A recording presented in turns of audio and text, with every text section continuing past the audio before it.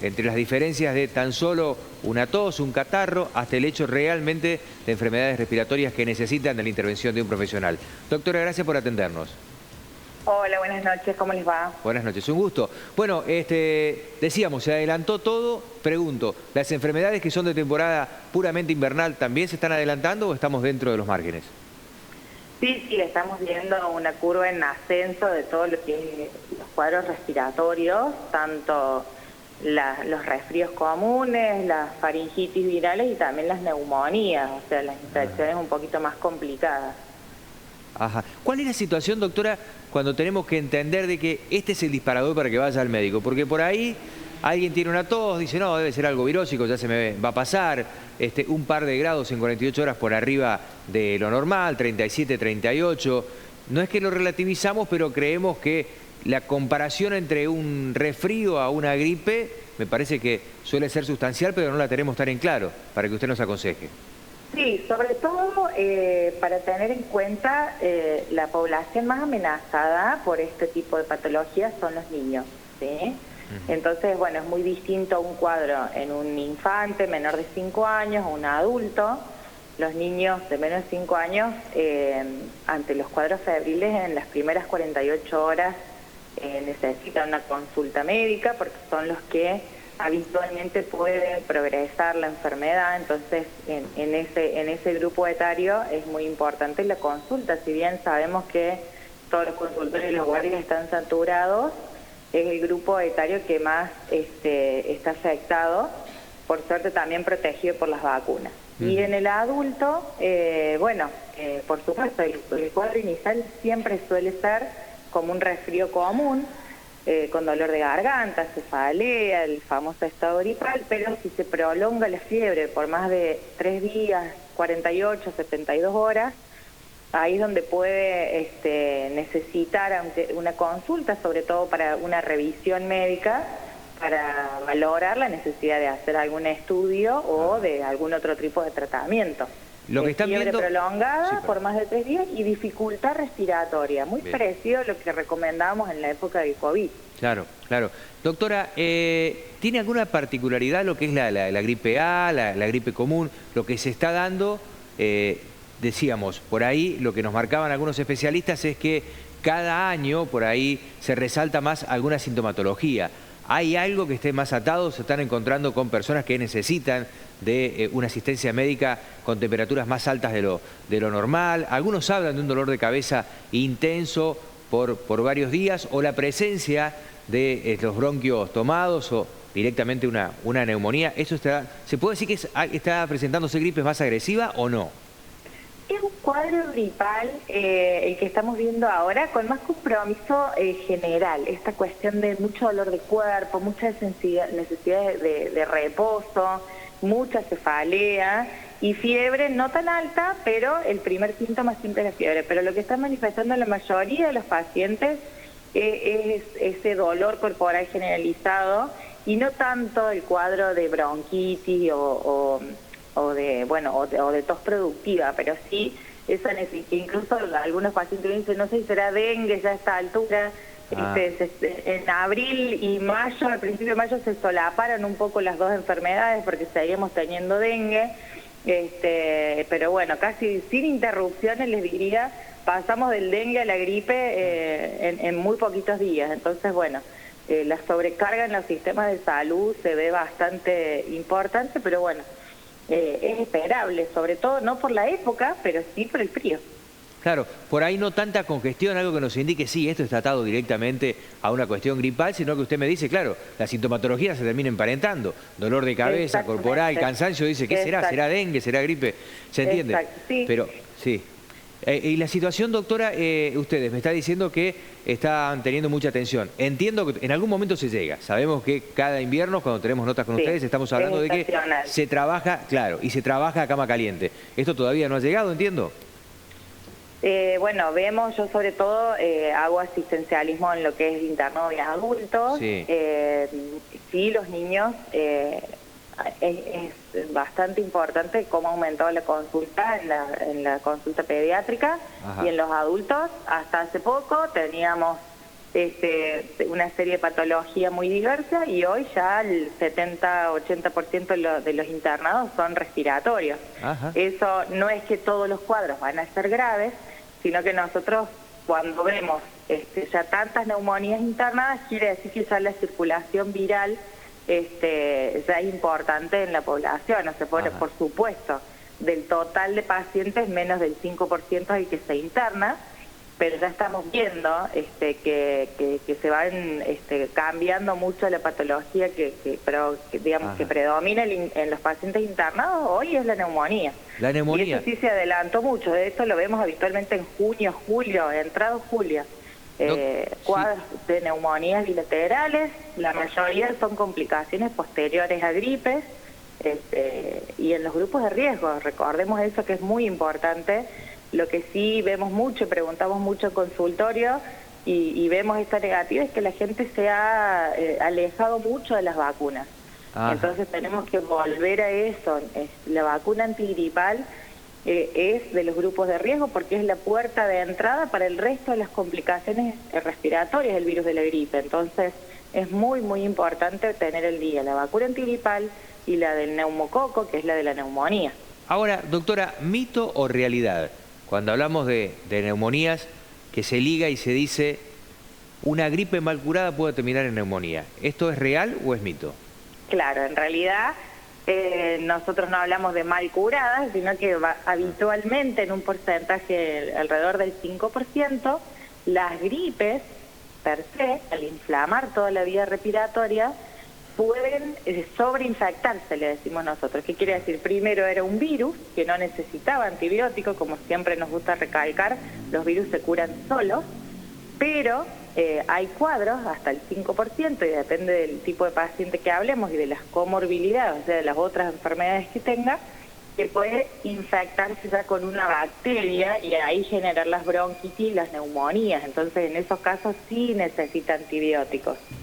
Y entonces por eso hablamos, un cuadro gripal que se prolonga en el tiempo, que ya pasan más de 7 días, que cambian las características de la tos, que empieza a ser una tos más verdosa, más mucosa, que empieza ya con dolor de pecho, ya ahí estamos pasando probablemente de un cuadro viral a un cuadro bacteriano de neumonía. Ajá. ¿Cómo estamos con el COVID? Lo que decíamos y hablábamos con los especialistas, en realidad del propio hospital, el subdirector, y nos decía que hubo una convivencia entre el COVID y el dengue a principio de año que fue importante. Hubo, digamos, de la mano del dengue como un brote también de COVID. ¿Qué está ocurriendo ahora? ¿Están viendo muchos casos, no tantos, más gripe? ¿Qué pasa? No, ¿qué es lo que pasa? Quizás estamos subdiagnosticando también. Porque recuerden que en la época de la pandemia, a todos los cuadros, o al menos mucho más frecuentemente, hacíamos el testeo, el hisopado. Sí. Hoy en día la indicación ministerial y los protocolos que seguimos es que hisopamos solamente a los casos internados. Entonces eso deja el diagnóstico viral, aunque sea todo lo ambulatorio que estamos viendo, todos los cuadros virales que estamos viendo, no sabemos cuál es el virus que circula. Pero sí es real, en febrero y marzo hubo casos incluso de neumonías internadas y fallecimientos por COVID, que no lo estamos viendo ahora. Y tampoco estamos diagnosticando qué tipo de virus respiratorio es. Sí, en Buenos Aires circula mucho gripe A.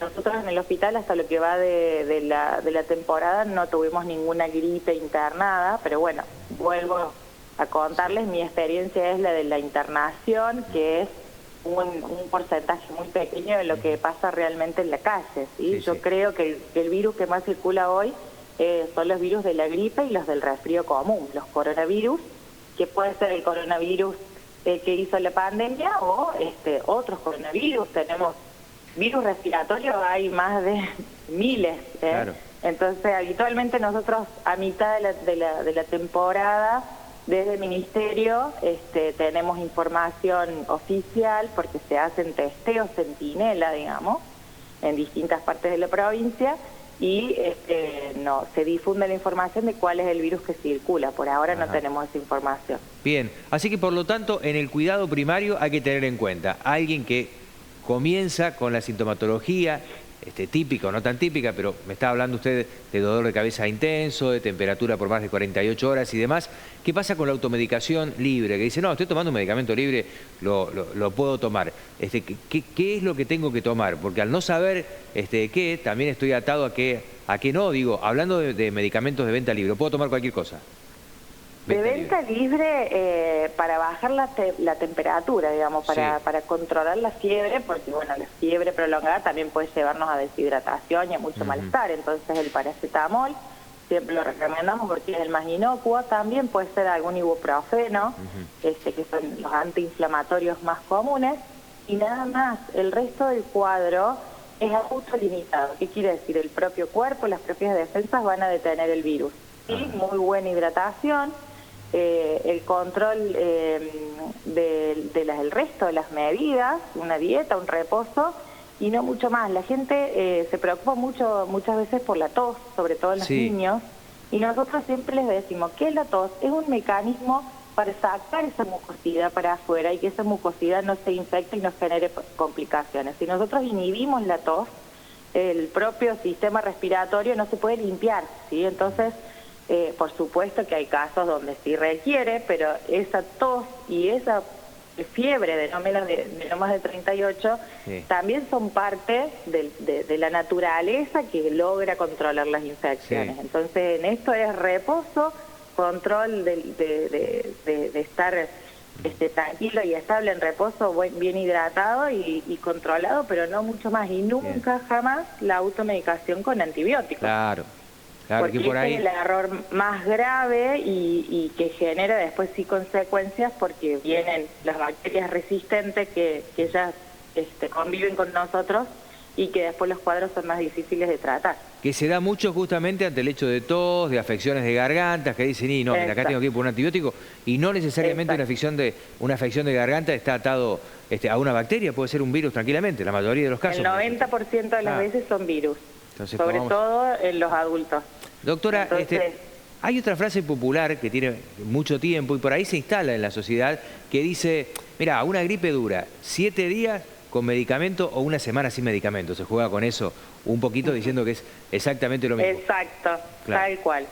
Es así. Y a veces de tanta automedicación después tenemos complicaciones de eso y terminamos tratando toxicidades y no la enfermedad primaria. Entonces, bueno, pero circula, digamos, es de todos los días esto. Cuando ya vienen a la consulta probaron con 3 antibióticos diferentes que uno le prestó el vecino y el otro lo compró en el kiosco. Es muy difícil de controlar, pero bueno, nunca hay que dejar de decirlo porque es un problema grave el consumo de antibióticos. Sí. Y cuidarnos entre todos, decíamos, lo de los espacios cerrados. Cuidados que ya sabemos después de la pandemia que tenemos que seguir teniendo, por lo menos. Exacto, pero la gente se ha olvidado de cómo hacer la higiene respiratoria, cómo toser, cómo estornudar, la higiene de manos, el uso de barbijo, no está mal, no hay que sentirse ridículo en volver a ponerse un barbijo, sobre todo cuando voy a una atención médica, donde sé que seguramente hay otra gente que también está con cuadros respiratorios, donde hay otras personas que se pueden contagiar. Entonces volvamos a eso y sobre todo el invierno, lo que no nos enferma no es el frío, ¿sí? Eso es otra, si querés hablar de mitos. No nos enferma el frío y los virus no entran por los pies, que le decimos a veces que cuando los niños están descalzos. Bueno, esto es lo mismo.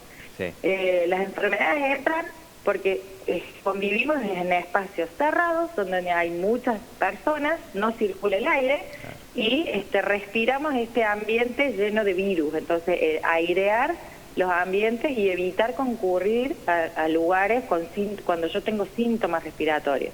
Es lo mismo, ya no aislamos más a los pacientes.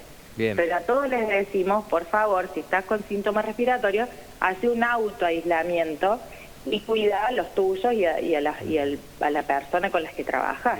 La última, doctora, en una familia, de repente 4 personas, 3 se engriparon y uno que convivió, no. ¿Esto es porque el organismo está más fuerte? Y probablemente haya estos portadores asintomáticos de todas las enfermedades, muchas veces no el 100% de los que se infectan se enferman, ¿sí? ¿Qué quiere decir esto? Puedo tener el virus dentro de mi organismo y no presentar síntomas, son los famosos asintomáticos, o puede que previamente esa persona ya tenía sus anticuerpos.